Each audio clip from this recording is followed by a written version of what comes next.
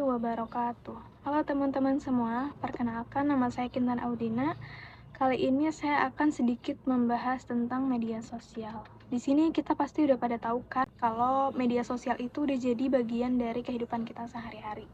Kita pakai media sosial untuk terhubung dengan teman-teman, keluarga, saudara yang jauh, untuk mencari informasi, bahkan untuk mencari hiburan.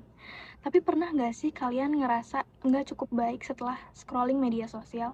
Kenapa ya? Yuk kita bahas. Nah, media sosial ternyata bisa berdampak pada kesehatan mental kita loh.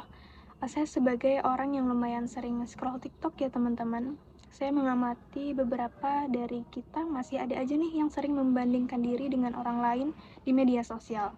Entah itu tentang kecantikan, tentang ekonomi, atau tentang keharmonisan keluarga. Dan itu memicu adanya perasaan bahwa kita ini tidak cukup baik lahir ke dunia. Bahkan mungkin sampai ada yang merasa stres berlebihan. Tapi menurut saya itu manusiawi ya teman-teman, karena kadangkala saya pun merasa demikian. Dan kalau kita ambil positifnya, itu bisa menjadi jembatan untuk kita bisa mengupgrade diri kita. Tapi itu semua balik lagi tergantung gimana cara kita merespon dan memakai media sosial tersebut. Media sosial juga bisa bermanfaat kalau kita menggunakannya dengan bijak. Jadi gimana sih caranya kita bisa pakai media sosial secara sehat? Nah, yang pertama kita harus banget nih sadar bahwa media sosial itu bukan kehidupan nyata. Jadi kita jangan terlalu percaya sama postingan yang menunjukkan kehidupan yang sempurna, karena bisa jadi itu hanya untuk konsumsi media sosial aja. Kita nggak tahu kesulitan yang mereka hadapi di balik kehidupan yang sempurna itu. Kedua, kita juga harus membatasi waktu kita di media sosial. Nggak perlu terlalu lama.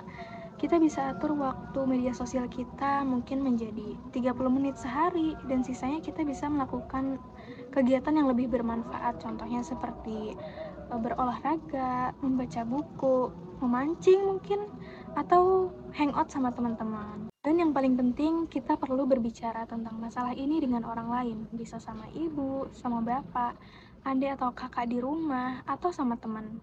Kita perlu banget berbagi perasaan dan pengalaman kita dengan orang lain, karena itu bisa membantu kita merasa lebih baik, merasa lebih didengarkan, dan pastinya disupport. Nah, jadi mulai dari sekarang, mari kita gunakan media sosial secara sehat dan positif.